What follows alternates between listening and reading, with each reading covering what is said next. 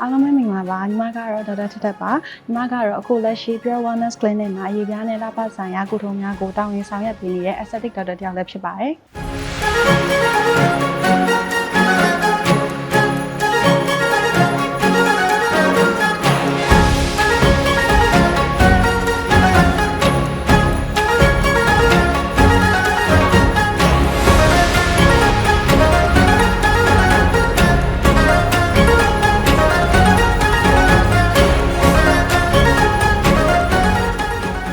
နဲ့ Bangkok Joseph Medical Service နဲ့စပြီးတော့လက်တွဲလာတာတော့2020ခုနှစ်ခဲ့ရပါဒါပေမဲ့ဒီခုနှစ်2026မှာတော့ Pure က BDMS နဲ့ official partner အဖြစ်စာချုပ်ချုပ်ဆိုခဲ့ပြီးတော့ဒီတရားဝင် official partner ဖြစ်လာခဲ့ပါတယ် Pure ကဒီလို Wellness Clinic အနေနဲ့မြန်မာနိုင်ငံမှာအခုလောလောဆယ်ဆိုရင်ထင်ကြေးဖြစ်တဲ့ BDMS Wellness Group နဲ့လက်တွဲလာတာဆိုရင်မြန်မာနိုင်ငံမှာပထမဦးဆုံး Wellness Clinic တစ်ခုလည်းဖြစ်ခဲ့ပါတယ်အခုဆိုရင်တော့ Pure မှာ Wellness ပိုင်းဆိုင်ရာ treatment အနေနဲ့ပတ်သက်ပြီးတော့ hair loss ပိုင်းဆိုင်ရာ menstrual health weight loss နဲ့ anti aging ပိုင်းဆိုင်ရာ treatment package တွေလည်းရနေပြီဖြစ်ပါတယ်အဲ့တော့ weight loss နဲ့ပတ်သက်ပြီးတော့အဓိကပြောချင်တာကတော့ဒီအပြင်မှာပိန်ဖို့အတွက်ပေါ့နော်ဆေးထိုးတာဆေးတောက်တာတွေမျိုးမျိုးရှိပေမဲ့ညီမကတော့ဒီလို international guideline အရ treatment အနေနဲ့စနစ်တကျကုသတာကိုပို့ပြီးတော့အားပေးပါတယ်နောက်ပြီးတော့ဒီ weight အတက်ကြနဲ့ပတ်သက်ပြီးတော့စစ်ဆေးရတဲ့ဒီ investigation တွေရှိသလို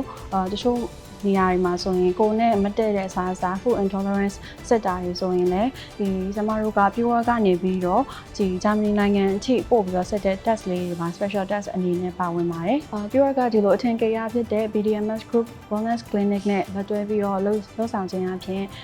treatment ပိုင်းတွေမှာဆိုရင် quality care ရကိုယုံကြည်စိတ်ချစွာနဲ့ပြီးနိုင်မှာပဲဖြစ်ပါတယ်။ဒါတွေအကုန်လုံးကဒီ weight loss ပိုင်းဆိုင်ရာမှာtreatment ပေးရုံနဲ့မကဘဲနဲ့ဒီ patient အတွက်လိုအပ်တဲ့သွေးစစ်တာတွေအပြင်ဒီကိုယ့်ရဲ့ခန္ဓာမူပိုင်းဆိုင်ရာအရင်းမြစ်ကိုပေါ့နော်ကိုယ်မှာဘာယောဂအခန်းကြီးရှိလဲဆိုတာတွေကိုပါတိကျစွာဆက်ဆေးနိုင်မှာဖြစ်ပါတယ်။ Pure ရဲ့ဒီ weight loss ပိုင်းမှာ treatment ပေးတာကဒီ international guideline အရကုသပေးတာဖြစ်ပြီးတော့patient ရဲ့ယောဂအခန်းကြီးကိုဆက်ဆေးကုသပေးရဲ့အပြင်ဒီ treatment ခံယူနေစဉ်မှာလည်းဖြစ်နိုင်တဲ့ဒီအတွက်ဆိုးကျိုးတွေကို closely monitor လုပ်ပေးတာအစားနောက်ပြီးတော့ဒီ weight loss နောက်ပိုင်းမှာလည်းဖြစ်တတ်တဲ့ဒီအသားရည်ရော့တွဲမှုဆိုင်ရာပြဿနာတွေကိုပါ after care အနေနဲ့ကုသပေးရအလုံးစုံပါဝင်ပါတယ်နောက်ဆုံးအနေနဲ့အကြံပြုချင်တာကတော့ဒီပိန်ခြင်းလှခြင်းတွေထက်ဒီအရေးကြီးတဲ့ကိုယ့်ရဲ့wellness ပိုင်းဆိုင်ရာကျန်းမာရေးဆိုင်ရာကိုအဓိကဦးတည်ပြီးတော့ကိုကဘယ်လိုယောဂမဆိုဘယ်လို condition မှာမဆို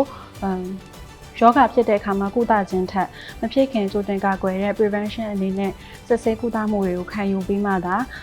တကယ်စစ်မှန်တဲ့ကျန်းမာခြင်းမှာနှုတ်ပြခြင်းတို့ရရှိနိုင်မှာဖြစ်ပါတယ်လို့ကျွန်မယုံကြည်ပါတယ်ရှင်။